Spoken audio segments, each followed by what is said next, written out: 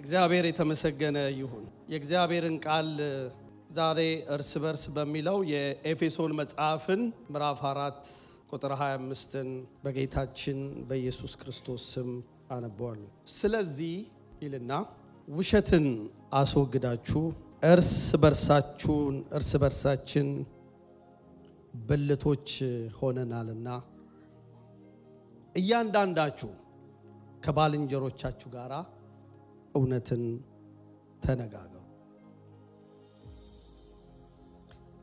ቆላስይስ 3 ቁጥር 9ን ደሞ እናወጣና እንዴት ደስ ይላል! ወረቀቱ ሲገለበጥ በጣም ነው ደስ የሚለው። ቆላስይስ 3 ቁጥር 9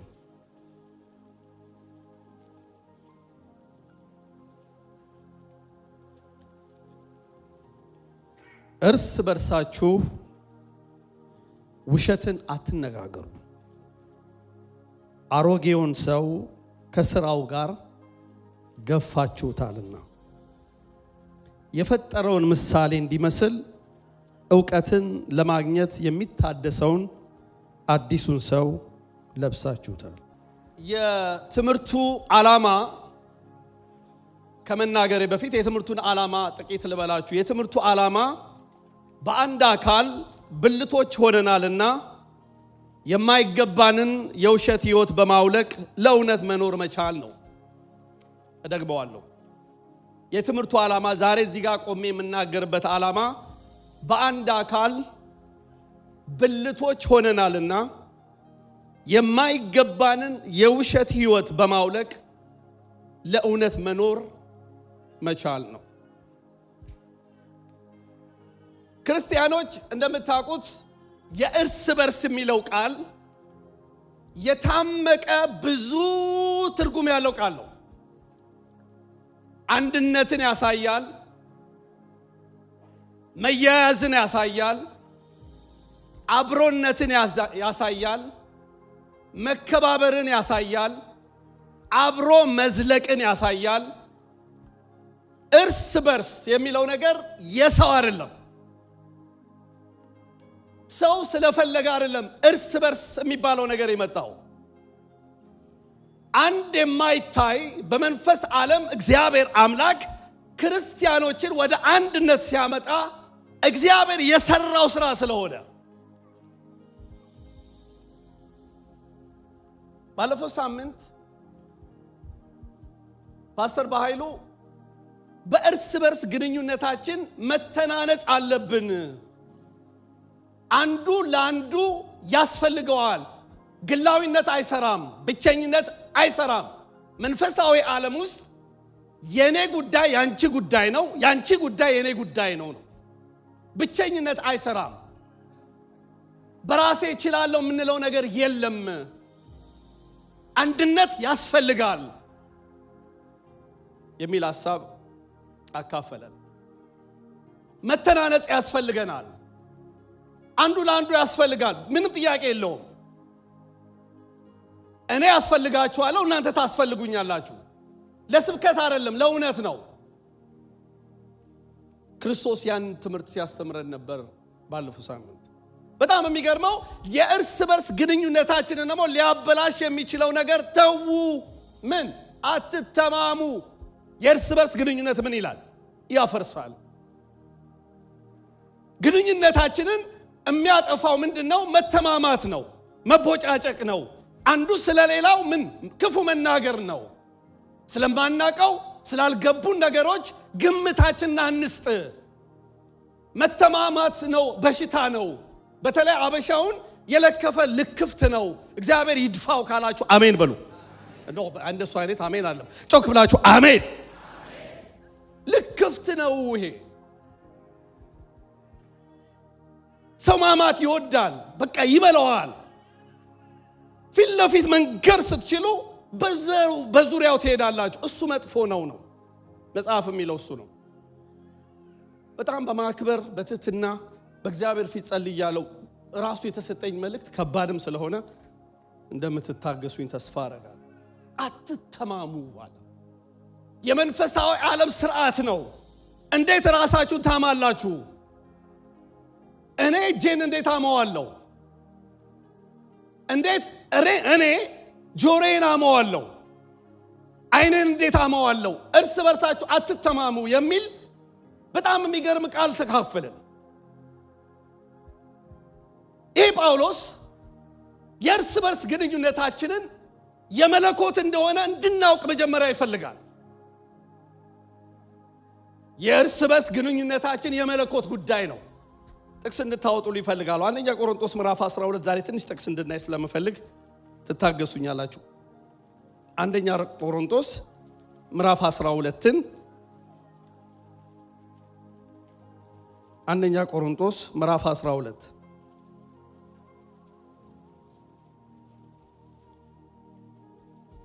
ቁጥር 12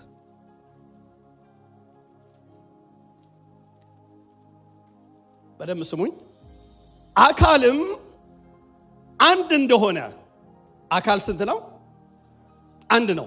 አካልም አንድ እንደሆነ ብዙ ብልቶች እንዳሉበት፣ ነገር ግን የአካል ብልቶች ሁሉ ብዙዎች ሳሉ አንድ አካል እንደሆኑ ክርስቶስ ደግሞ እንዲሁ ነው ይልና አይሁድ ብንሆን፣ የግሪክ ሰዎች ብንሆን፣ ባሪያዎች ብንሆን፣ ጨዋዎች ብንሆን፣ እኛ ሁላችን እስቲ በሉ እኛ ሁላችን በሉ እኛ ሁላችን በአንድ መንፈስ በመንፈስ ቅዱስ በአንድ መንፈስ አንድ አካል እንድንሆን ተጠምቀናል ይላል። የሚገርም ነው። ተጠምቀናል፣ ሁላችንም አንዱን መንፈስ ጠጥተናል። ይሄ ነው ህብረቱ።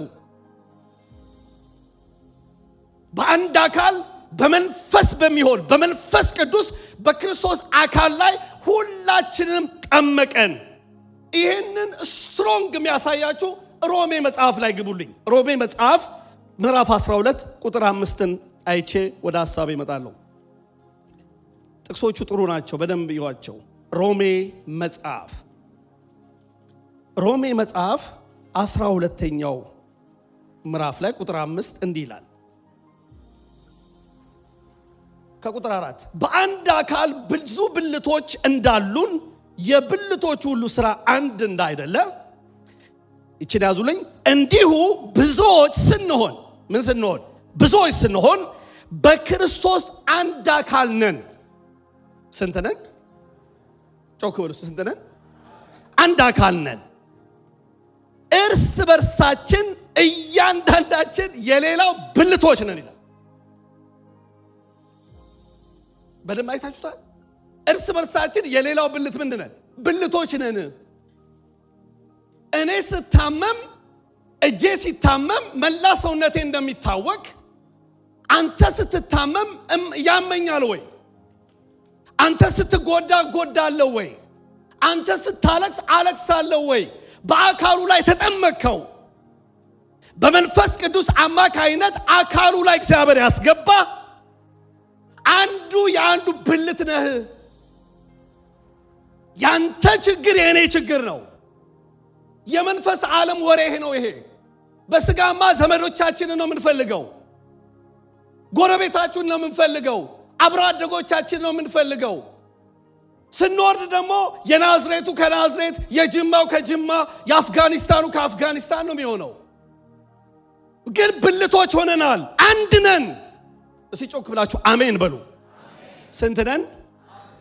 አንድ ብልት። ገብቷችኋል? አንድ ብልት። እስቲ አንድ ብልት በሉ። እኔ ብታመም ያማችኋል? እኔ ብጎዳ ትጎዳላችሁ ወይ? እኔ ባለቅስ አብራችሁ ታለቅሳላችሁ ወይ? እግዚአብሔር የሚፈልገው የህይወት ስርዓት ይሄ ነው። በአካሉ ላይ ያለ ብልት የህይወት መንገዱ ይሄ ነው። በሰማይ ያለው የእግዚአብሔር እቅድ የአንድነት የእርስ በርስ ይሄ ጉዳይ የሰው ጉዳይ አይደለም። ይሄን ጉዳይ ይሄን የሰራው ህብረት ክርስቶስ ወደ ምድር መጥቶ ነው። እኔና እናንተ የመንፈስን አንድነት መስራት አንችልም። የመንፈስን አንድነት ግን ለመጠበቅ ትጉ ይላል። ለመጠበቅ የሚለው ቃል ኦሪጂናል ማኑስክሪፕት የሚያወራው የዚህን ያህል በዚህ ዘመን ሲጻፍ ቃሉ ጉበኛ ማለት ነው። ጉበኛ ላይ ወጥቶ ይጠብቃል፣ ቅጥሩን ይጠብቃል። ጠላት ይመጣል ወይ? ቤት በኩል ነው የሚመጣው። ይሄን ህብረት ይሄንን ነገር ለመምታት ሰይጣን ወደዚህ ህብረት መምጣቱን ቆሞ ያያል። ምን የመጠበቅ አገልግሎት፣ የመንፈስን አንድነት ለመጠበቅ ትጋት ይጠይቃል አለ። ይሄ ህብረት የሰው ህብረት ስላልሆነ ከተስማማችሁ አሜን አትሉም? እስቲ ጮክ ብላችሁ የሰው ህብረት አይደለም። ክርስቶስ የሚባለው ጌታ ቅድም የዘመንለት ከሰማይ የወረደበት እቅድ ይሄ ነው። ሰይጣን ደግሞ የሚጠላው ህብረት ደግሞ ይሄንን ነው። ስለዚህ 24 ሰዓት ሰብን ለማፍረስ ይሰራል። ዛሬ ነቅተንበት ሰይጣን የሚፈልገው ምንድነው? ህብረትን ማናጋት። ይሄንን ህብረት ጠብቀው። ይሄ ህብረት የሰው አይደለም፣ የፓስተሮቹ አይደለም። ይሄ ህብረት የእግዚአብሔር ነው። ይሄ ህብረት ክርስቶስ ዋጋ የከፈለበት ህብረት ነው። ስለዚህ የምታደርገው ነገር ዋጋ ያስከፍልሃል። በህብረቱ ላይ ጣልቃ መግባት አይቻልም። ራስን ትተህ መውጣት ያለብህ እንጂ ህብረትን ማናጋት አትችልም። ለምን? ክርስቶስ ዋጋ ከፍሎበታል። ጨዋ የለም፣ ባሪያ የለም፣ ኦሮሞ የለም፣ ትግሬ የለም። እዚህ ቤት አያስፈልግም የሚባል ብልት የለም ካላችሁ አጨብጭባችሁ አሜን። እዚህ ቤት አላስፈላጊ የሚባል ብልት የለም። አንተ አካል ላይ አላስፈላጊ የምትለው የለም። አንተ ጋር ምንም ከሌለ እዚህ ቤት ሁሉም ለክርስቶስ ያስፈልጋል። በርስ በርስ ግንኙነታችን በደንብ ማወቅ ያለብን ሁለት ነገሮችን ተናግሬ ወደ ሐሳቤ ልምጣ። አንደኛው ግንኙነታችን በደም በክርስቶስ መስዋዕትነት የተሰራ መሆኑን መረዳት። በማን? በክርስቶስ መስዋዕትነት የተሰራ ህብረት። do you think ስለምንዋደድ የተሰባሰብን ይመስላችኋል? አንዱ ከዛ አንደኛው ከዚህ ይሄ በክርስቶስ የተሰራ ስለሆነ ነው። ሁለተኛው ይሄ ቤተሰብ ዘላለማዊ ቤተሰብ። እስቲ አሜን በሉ። አጨብጭባችሁ አሜን ሃሌሉያ። ይሄ ቤተሰብ ዘላለማዊ ነው፣ የሚቀጥል ነው። እዚህ የሚቀር አይደለም፣ ይቀጥላል። ከክርስቶስ ጋር ከቀጠልክ ዘላለምን ይዘነው ወንድሜ ነህ። በምንም ሂሳብ ብትጠላኝ ብትወደኝ እሱ አይመለከተኝ። ወንድሜ ነህ፣ እህቴ ነህ። ጮክ ብላችሁ አሜን። ይሄ ነው ዘላለማዊነት። ቤተሰብነታችን ዘላለማዊ ነው።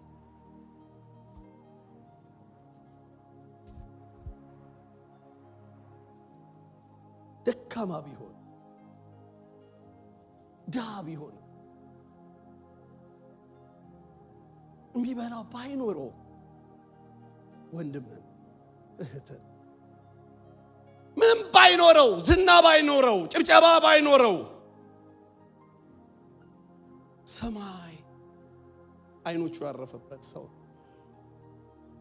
ዛሬ በብቸኝነት የምትሰቃዩ ሰዎች አሉ። ጌታ ያያችኋል። እጃችሁን ዘርግታችሁ እስቲ አሜን በሉለት። እናንተ ጉዳይ ለምንድን ነው ያነሳሁት? ህብረቱ የሚወሻሽ አይደለም፣ በክርስቶስ ደም የተሰራ ስለሆነ። ደካማ ቢሆን ገንዘብ ባይሰጧችሁ፣ ምግብ ባይጋብዟችሁ፣ መልክ ባይኖራቸው፣ አሪፍ ልብስ ባይለብሱ ክርስቶስ የሚወዳቸው ሰዎች ናቸው። ዝነኛ ባይሆኑ፣ እዚህ ሀገር የሚሰራው ስራ ባይኖራቸው፣ እናንተን ጠርተው መጋበዝ ባይችሉ፣ ደካማው መንፈስ ቅዱስ እኔ ጋር ስላለ በደንብ እርግጠኛ ነኝ ሳወራው ይሄን ነገር ልበል ብዬ እንዳልመጣው በደንብ ስማ። በመለኮት ብርሃን ስለቆምኩ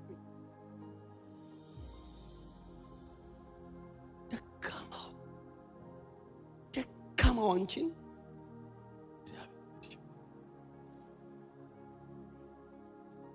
እኮ እንዴ እኛ እኮ ሰውን የምንመርጥባቸው ምርጫዎች ብዙ ነው ማለት ነው ምርጫችን መንፈስ ደስ አይለውም ትላለህ መንፈስን ቀይራ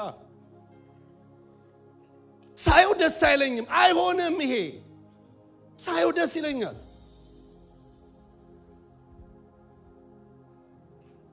ደካማ ቢሆንም ኃጢአተኛ ቢሆንም ስም ባይኖረውም ግራ የተጋባ ቢሆን ሚበላው ቢያጣ አካሉ ላይ ያለ ብልት ነው ቢያማችሁም አሜን በሉ ብልት ነው ደካማ ነው አዎ ኃጢአተኛ ነው አዎ ስም የለውም አዎ አጭበርባሪ ነው አዎ ግን ወንድም ነው ያዘው ባለፈው ሳምንት በጣም ነው ልቤ የነካው ኢንከሬጅ አድርጉት እኔ ታስፈልጉኛላችሁ እናንተ ታስፈልጉ ኢንከሬጅ በአካሉ ላይ ያለ ብልት ይሄ ነው እዚህ ቤት የማይጠቅም ሰው ስለሌለ እዚህ ቤት ድሮፕ ማረገው ሰው የለኝም አመል የለህ እኔም አመል የለኝም ደካማ ነህ አዎ እኔም ደካማ ነኝ እዚህ ቤት የመላእክት ስብስብ የለም ፈትሹ ክንፍ እዚህ ጋር ያወጣችሁ ሰዎች ፈትሹ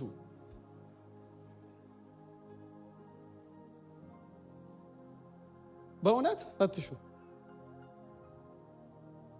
የለንም ብንፈተሽ ችግር አለብን ድካም አለብን ግን እንከባበር እንውደድ ወደ ዋናው ሐሳብ ነው ጳውሎስ እባካችሁ ውሸትን አትነጋገሩ እውነትን ተነጋገሩ ምዕራፍ 4 ቁጥር 25 ላይ ይህን ቃል አመጣው ለምንድን ነው ያመጣው እሱ ምዕራፍ 4ን አውጡልኝ ትምህርት ስለሆነ እናንተን ኤፌሶን ምዕራፍ 4ን አውጡልኝ ከምን ጀምራችሁ ታነቡታላችሁ መሰላችሁ ከቁጥር 17 ጀምረን እናንብበው ተሰሲል እንደዚህ ስትገልጡት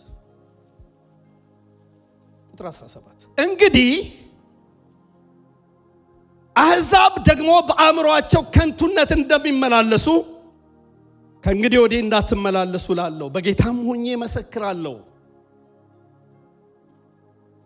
አእምሮአቸው ከንቱ የሆኑ የአሕዛብ ልማዶች አለ በኤፌሶን ተገቢ ያልሆነ የህይወት ስርዓት ነው የሚሄዱት ባሮጌው በወደቀውና በተጣለው በዛ የህይወት ስርዓት ነው ህይወታቸውን የሚመሩት በአእምሮአችሁ ከንቱነት አትመላለሱ አሕዛቦች የአእምሮ ከንቱነት ፍሬ የሌለው ህይወት አላቸው በእነሱ የህይወት ስርዓት አትሂዱ በጌታም ሆኜ መሰክራለሁ እነርሱ ባለማወቃቸው ጠንቅ በልባቸው ደንዳናነት ጠንቅ ልቦናቸው ጨለመ ከእግዚአብሔር ህይወት ራቁ ይልና ቁጥር 19 ደንዝዘው በመመኘት እርኩሰትን ሁሉ ለማድረግ ራሳቸውን ወደ ሴሰኝነት አሳልፈው ሰጡ እነዚህ አሕዛቦች ናቸው ወገኖቼ መደንዘዝ ማለት ምን ማለት እንደሆነ ታውቃላችሁ ስሜት አልባ መሆን ማለት ነው በመጀመሪያው የግሪክ ቃል ይሄ ነርቭ የሞተ ማለት ነው ምንም የማይመስለው ወንድሙን አምቶ ምንም አይመስለውም አስለቅሶት ዝም ነው የሚለው ምንም አይመስለውም ለንስሐ ልብ የለውም የደነዘዘ ማለት እሱ ነው ወገኖቼ እናንተ ከዚህ ህይወት ርቃችኋል እነሱ አሕዛቦች የደነዘዘ ህይወት አላቸው እናንተ ግን በልባችሁ ደንዳናነት ጠንቅ ወደዚህ ህይወት እንዳትመጡ እያለ እየመከረ በጣም የሚገርመኝ በጣም ጥልቅ ስለሆነ ሰዓቴን እንዳልገድል እናንተ ግን ክርስቶስ እንደዚህ አልተማርነው የልብ ደንዳናነት የለንም ወንድሞቼ አንድ ነገር ተናግሬ ልለፍ ሁሉ ጊዜ አንድ ነገር አድርጋችሁ ከእግዚአብሔር ህይወት የሚያጣላ ነገር አድርጋችሁ ሰላም ከሰጣችሁ እናንተ ሰዎች መታችሁ እንጸልይላችሁ በደል በድላችሁ ከእግዚአብሔር ጋር ተጣልታችሁ ምንም ካልመሰላችሁ ምንም አይነት የህይወት መደንዘዝ ማለት እሱ ነው። ስሜት አልባ መሆን ማለት ነው። አለመነካት ማለት ነው። ምንም አይመስለንም። ወንድማችን አለቀሰ አላለቀሰ፣ ተጎዳ አልተጎዳ የኔ ጉዳይ አይደለም፣ እኔ ያልነካ ብቻ የሚል መንፈስ እሱ ደንዳናነት ይባላል። እግዚአብሔር ከዚህ ይፈውሰን። በኋላ ጳውሎስ ይህ ካለ በኋላ ወንድሞች ሆይ ስለዚህ ያለና ውሸትን አትነጋገሩ። ክርስቲያን ይዋሻል? ሰው ለምን ይዋሻል? ጠይቃችሁ ታውቃላችሁ? ሰው ለምን ይዋሻል? ለምን ነው የሚዋሻው? የመጀመሪያው ፍርሃት ነው። ስለምፈራ ነው የሚዋሻው። ለምን እንደው ታውቃላችሁ? መጽሐፍ ቅዱስ ላይ አለ። አብርሃም ያችን የመሰለኝ ቆንጆ ሚስቱን ምን አላት? እስቲ በሉ እህቴ ነች አለ። ፈርቶ ነው። እግዚአብሔር ግን ውሸቱን አላጸደቀለትም።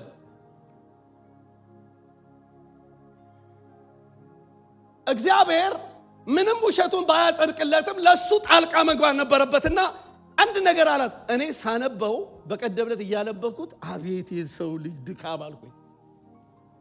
እንዴ አላት፣ አንቺ ቆንጆ ነሽ አላት። ቆንጆ ያገባችሁ እኮ መከራ እኮ ነው። አንቺ ቆንጆ ነሽ ግን አላት፣ ያዩ እንደሆነ እነዚህ ሰዎች ልክፍታም ናቸው። እኔን ይገሉኛ አንቺን በህይወት ይተውሻል። ምን ማለት ነው? እኔን ይገሉኝና አንቺን ያገቡሻል። በቻይንኛው ገብቷችኋል? ይተውሻል አላት። እሷ ደግሞ ዝም ምን አይነት ሚስት ነች? ጌታ ይባርካት። ሲወስዷት ምንድነው የተሰማት? ከባሏ ነጥቋ አስብ። አሁን አዚቲን ወስደበት ማለት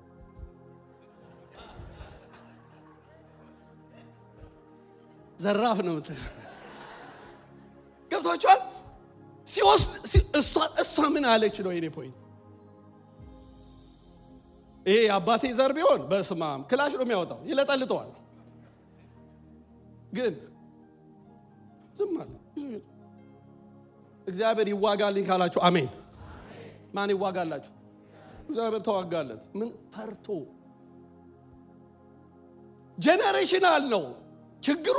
የውሸቱ ችግር ጄነሬሽናል ሆነ። ልጅየውም ይስሐቅም አቤሜሌክ የሚባለው ጌራራ ላይ እባክሽን አላት፣ አንቺ ቆንጆ ነሽ፣ እኔም እንዳልገደል እህቱ ነኝ በያላት። እሺ አለችው። ከዛ አንድ ቀን መቼም አመል አለ አይደለ? ባልና ሚስት አመል አላቸው። በመስኮት ሲያይ ግንባሯን እንደዚህ አሸት ያደርጋል። ገባው ሚስቱ ነች አለ። ለምን እንደዚህ ያረካሉ? ሰው ይዋሻል፣ ስለሚፈራ ይዋሻል። ውሸት ስትለማመዱት እውነት ነው ይመስላችሁ። በጣም ውሸት ቫይረስ ነው። ሰው ሌላ በምን ይዋሻል ብላችሁ ቱጌን ክብር ለማግኘት ብሎ ሰው ይዋሻል። ገንዘብ ለማግኘት ብሎ ይዋሻል። ዝና ለማግኘት ብሎ ይዋሻል። ጳውሎስ በጻፈበት በፈርስት ሴንቸሪ ችግራቸው ምን እንደሆነ ታውቃላችሁ? በደንብ እችን ስሙኝ። በዛን ዘመን የነበረው ውሸት ትልቅ ስፍራ ያለው ሰዓት ነው። እውነተኛ ሰው የማይወደድበት ዘመን ነበር የፈርስት ሴንቸሪ። እነ ፕሌቶ ኖብል ላይ ብለው ያንን ዓለም ያንቀጠቀጡበት ነው። ምን ማለት ነው ኖብል ላይ? ባለስልጣናት አሁን የምንመርጣቸው ወደፊትም የምንመርጣቸው የሚሸውዱን ፐርስዌድ የሚያደርጉን ውሸት ነግረውን ነው። እንደሚያደርጉ አስመን አይደለም። አስሎንጋስ ኪንግ ደሙ በትክክል ከሄደለት መዋሸት ትክክል ነው ተብሎ የሚታመንበት ዘመን ነው ጳውሎስ በጻፈበት ዘመን። ሶፊስቶች የሚባሉ ነበሩ። በዛ ዘመን በነበረው ዕውቀት መዋሸት ፕራይድ ነው ራሱ። ጳውሎስ ደግሞ ውሸት ደግሞ ትክክል አይደለም ይላቸዋል። የነሱን ዓለም የሚቃወም ሐሳብ የሰማይ ድምፅ አመጣና ውሸት አጋንንታዊ ነው። ዛሬ አለቅልቀን እንደፈዋለን ካላችሁ አሜን በሉ። ምን ነው ምንም ብትሉ አለቅልቀን እንደፈዋለን። አጨብጭባችሁ አሜን። ውሸት ልምምድ አለ። ሰው ይዋሻል። ወንድምህን አትዋሸው ብልትህ ነውና ይላል ጳውሎስ። አትዋሸው። መሪዎችን አትዋሽ፣ ሚስትህን አትዋሽ፣ ባልሽን አትዋሽው፣ ቤትህን አትዋሸው። ዋጋ ያስከፍልሃል ነው ፖይንቱ። የልጅነትህ ሚስት አታላሃልና ይላል መጽሐፍ። አታታላት መጽሐፍ ነው የሚለው።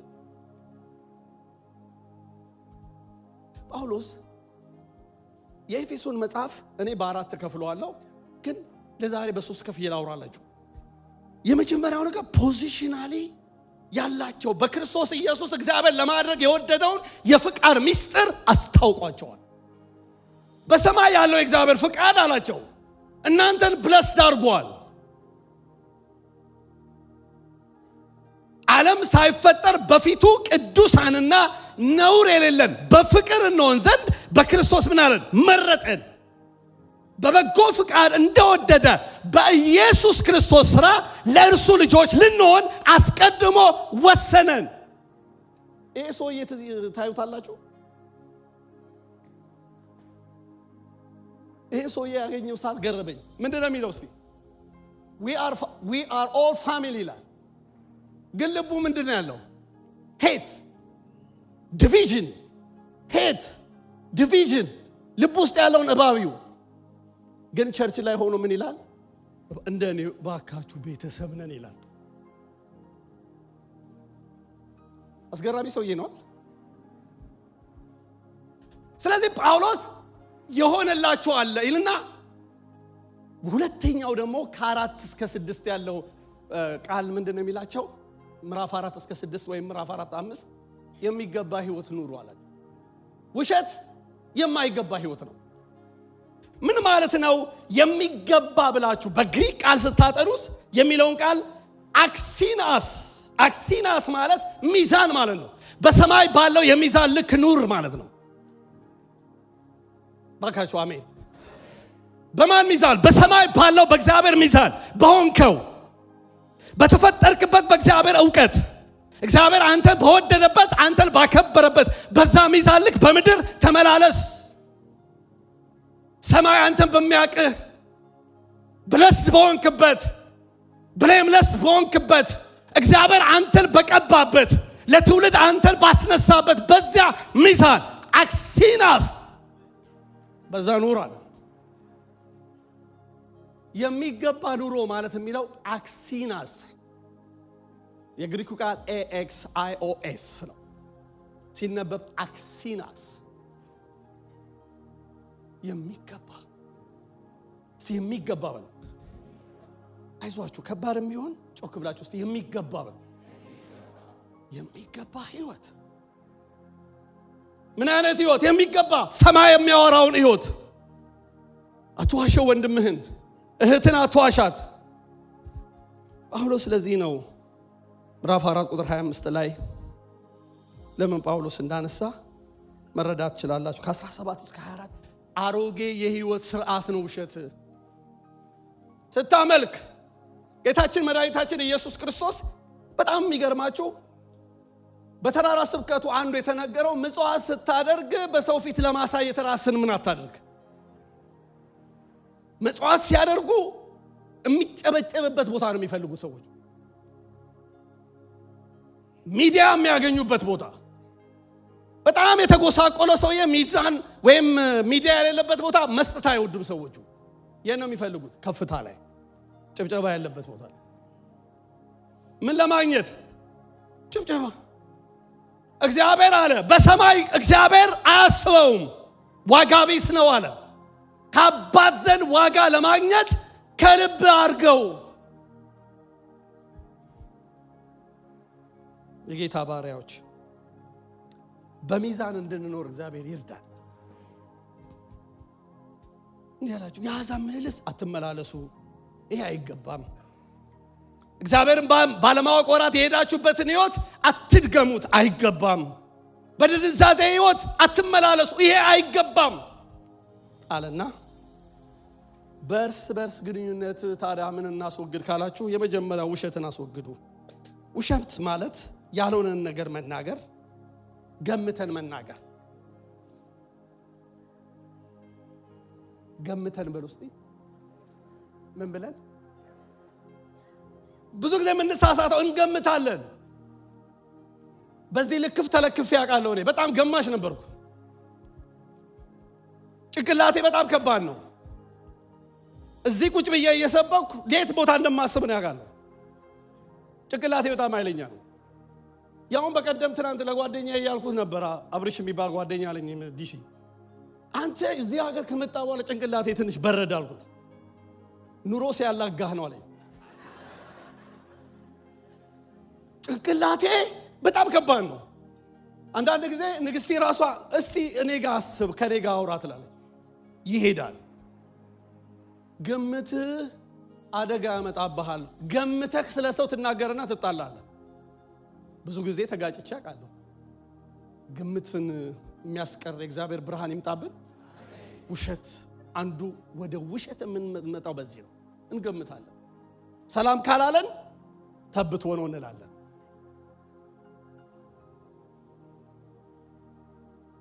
የሆነ ለውጥ ካሳየ አሃ ቤት ስለገዛ ነው እንላለን። አዲስ መኪና ስለገዛ ግምት። ዛሬ አለቅልቀን እንድድፋው ካላችሁ አሜን። ግምታዊ መንፈስ የተመታ ይሁን። በግምት ስለ ቸርች መገመት፣ ስለ ሰው መገመት፣ ስለ ትዳር መገመት፣ ስለ ጓደኝነት መገመት ቅዱስ እግዚአብሔር ይቅር ይበለን። አንደኛ ዮሐንስ ምዕራፍ 2 ቁጥር 21 ላይ ውሸት ከእግዚአብሔር እንዳልሆነ ታውቃላችሁ ይላል። ውሸት ከእግዚአብሔር አይደለም። በጣም ደስ የሚል ሰው ይልናገርና ቶሎ ጨርሳለሁ። አይዟችሁ። ዮሴፍ ትዝ ይላችኋል። ገና በልጅነቱ የእግዚአብሔር ድምጽ መጥቶ ከቤተሰቡ ያወጣው የእግዚአብሔር ድምጽ ነው። ማን? ዮሴፍ። ጠላትነት የተጀመረው በቤት ውስጥ ነው። ማን? ዮሴፍ። ተሽጧል። መከራውን አይቷል። ትንቢት መጥቶለት የሰማይ ድምጽ ላዩ ላይ መጥቶ እግዚአብሔር ተናግሮት ገዢ አረጋለሁ ብሎት ተነሱበት ይላል። በጣም የሚገርመኝ እስር ቤት ገባ። ከእስር ቤቱ በፊት ግን ጲጣፍራ የምትባል ማለት ንጉሥ ሰውዬ ቤት ገባ። በጣም የወደድኩት ቃል እንዲህ አለ። ወደደችው። ኖርማል ሊሆን ይችላል መዋደዱ። ግን እንዲህ አላት፣ ይህን ቤት አላት ሁሉን ሰጥቶኛል አላት። አንቺን አልሰጠኝም። ስትነዘንዘው እንዲህ አላት፣ እኔ በእግዚአብሔር ፊት ነው የምኖረው አላት። በማን ፊት? ልዋሽ አልችልም። እኔ የምኖረው አሁን በእግዚአብሔር ፊት ነው። ያየኛል ብዬ ስገባ ስወጣ እግዚአብሔር አለ። ማንም ባያየኝ፣ ሚስቴ ባታየኝ፣ ወንድሞቼ ባያዩኝ፣ ጓደኞቼ ባያዩኝ፣ ቤተክርስቲያን ባያየኝ ማን ያየኛል? እግዚአብሔር ያየኛል። የዛ የህይወት ስርዓት ሲገባችሁ ከውሸት ዓለም ትገላገላላችሁ። እኔ በእግዚአብሔር ፊት ነው የምኖረው አላት። እስቲ በእግዚአብሔር ፊት በሉ። በማን ፊት? አለቀ። ማንም እናንተን እዚህ ግቡ እዚህ ውጡ አንላችሁም። በእግዚአብሔር ፊት ኑሩ። ውሸት የተሰበረ ይሆናል። ማንም ባያያችሁ፣ ማንም ግምቱን ባይሰጥ ወገኖች፣ ሰይጣን ሁሉ ጊዜ እውነት በሚመስል ነገር ይመጣና ያሳስታል። ሔዋንን አሳታት በውሸት ከእግዚአብሔር ይልቅ የኔ እውነት ይበልጣል ብሎ። ዲሲቭነስ፣ ውሸት ዲሲቭነስ አለው። ማታለል፣ እውነት የሚመስል ነገር ነው የሚመጣው። ንቁበት። ስለዚህ ሰው የሚዋሸው በዛ ነው።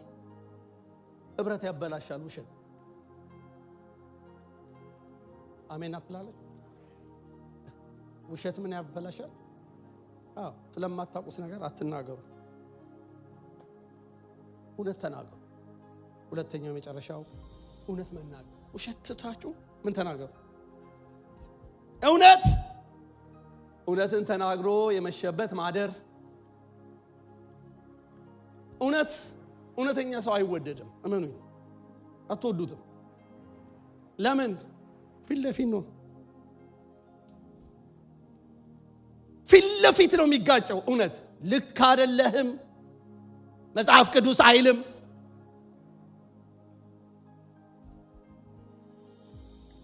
ስለዚህ እውነትን ተናገሩ፣ ዋጋ ቢያስከፍላችሁ። ጓደኛችሁ ሊርቃችሁ ይችላል። ተው ስትሉት፣ ስትመክሩት ውሸት ዋጋ ያስከፍላል። እውነትም ስትናገሩ ዋጋ ትከፍላላችሁ። ስለዚህ ላችኋል እነዛ ወጣቶች ነዷል ሳቱ። አዎ አንተ ላቆንኮ መሰለ አንሰግድም። እውነቱ አንሰግድም። ባድነን እንሞታለን እንጂ በውሸት መንገድ አንሄድም። የእውነት መንፈስ በእኛ ውስጥ ስላለ ከእውነት ጋር እንወግን፣ ከውሸት ጋር እንወግን። አንዳንድ ሰው አንቺም ትክክል ነሽ አንተም ትክክል ነህ። ሁለት ትክክል አለ ወይ ወንድሞች? ስላላወኩ ነው እኔ አንዱ ካሌብ ይያለ እንዴ ሰው ሲያስታርቁ አንቺም ትክክል ነሽ አንተም ትክክል ነህ። ለምን ኮምፕሮማይዝ? አረ እንደዚህ ቸርች ውስጥ እንደዚህ ያለ ሲባል አይ ፓስተር ጠይቁት። ለምን? እኔ ነፃ እንደሆነ እሱ እንዲወገር። ይሄ የማስመሰል መንፈስ በአፍጢሙ ይደፋ። እንደዚህ አሜን አለም። ጮክ ብላችሁ አሜን በሉ። እግዚአብሔር የሚጠላቸው 6 ነገሮች አሉ አለና 7ኛው ነፍሱ ትጸየፈዋል። በወንድሞች መካከል ጠብን የሚዘራ ሐሰተኛ ምላስ። እግዚአብሔር ይፈውሰን። ምን ተናገሩ? ምን አትናገሩ? ይሄ ቤት በእውነት ሲሞላ መንፈስ ቅዱስ በኃይል መንቀሳቀስ ይጀምራል። ትልልቅ ተአምር ትፈልጋላችሁ? በዚህ ቤት የእግዚአብሔር ክብር እንዲመጣ በእውነት ኑሩ። ብዙ ነገር ላይኖራችሁ ይችላል። እውነተኛ ስትሆኑ መንፈስ ቅዱስ ይመጣና የእግዚአብሔርን ክብር ያሳየናል። መጽሐፍ እሱ ነው የሚለው። ጨርሻለሁ። እውነት የሚናገር ዋጋ ይከፍል። ክፈሉ ዋጋ። ብድራት የሚሰጥ ጌታ ስላለ። ለመጀመሪያ ጊዜ የመጣ ሰው አለ ጌታ ኢየሱስ ክርስቶስን የህይወቱ አዳኝ አድርጎ መቀበል የሚፈልግ? እስካሁን የምኖረው ኑሮ የውሸት ነው፣ እያስመሰልኩ ነው፣ ጴንጤ እየተጫወትኩ ነው። ይህን ጌታ መቀበል ፈልግ የእውነት የሚል ሰው አለ? እጁን ያሳየን። እንጸልይለታለን። የሰማነውን በልቦናችን እግዚአብሔር ይጻፍልን። ቆመን እንጸልይ።